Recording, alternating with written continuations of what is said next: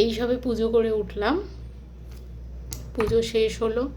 তো এবার ব্রেকফাস্ট করব। সকাল থেকে চা খাইনি, অ্যাকচুয়ালি সকালে আমি চা খাই না। তো সকালবেলা একটা ড্রিঙ্ক করে খাই, রাত্রেবেলা সেটা ভিজিয়ে রাখি, দিয়ে সকালবেলা সেটাকে ফুটিয়ে ঈষদুষ্ণ গরম খাই। সেটা তোমাদের সঙ্গে একদিন আমি শেয়ার করব সকালে কি খাই। ওটা খুব ভালো খাওয়া শরীরের জন্য। আর আর চা আমি খাই 11:30 12টা নাগাদ, তাও তো দুধ চা না, গ্রিন টি খাই। আর আজকে ব্রেকফাস্টে আছে দেখো অ্যাজ ইউজুয়াল রোজের মতো ডিম, মঙ্গলবার ছাড়া রোজের ডিম। আর হচ্ছে এখানে দেখতে পাচ্ছ কি জানি না, মটর কড়াই সিদ্ধ, মানে যেটাকে ঘুগনির কড়াই বলে না, সেই মটর কড়াই সিদ্ধ। তার সঙ্গে একটু বাটার দিয়ে নিয়েছি, অল্প ওপর থেকে, বাপরে খুব গরম, অল্প ওপর থেকে কাঁচা লঙ্কা দিয়ে দিয়েছি, বিট নুন দিয়ে দিয়েছি।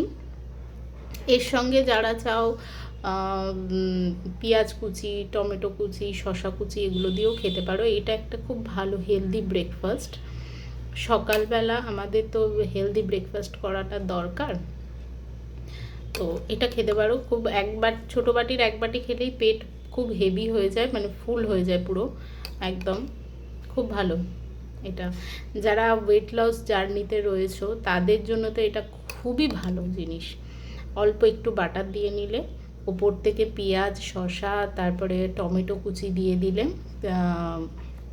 বিট নুন দিয়ে দিলে, লঙ্কা কুচি দিয়ে দিলে, আর উপর থেকে একটু লেবু ছড়িয়ে দিলে, আজকে আমার বাড়িতে লেবু নেই তাই লেবু দেওয়া হয়নি, লেবু ছড়িয়ে দিলে তো দুর্দান্ত একটা হেলদি ব্রেকফাস্ট এটা।